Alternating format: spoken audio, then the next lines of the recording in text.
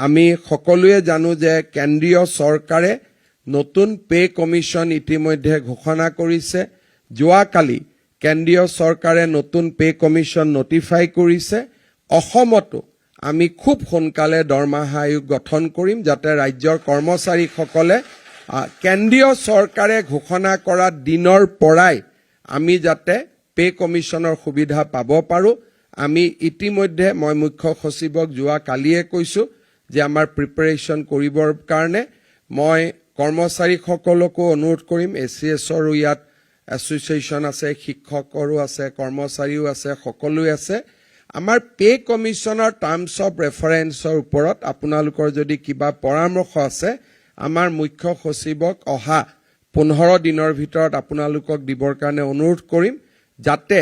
টিঅআৰখন আমি ভাল কৰি বনাব পাৰো টাৰ্মছ অফ ৰেফাৰেন্সখন আমি ভাল কৰি বনাব পাৰো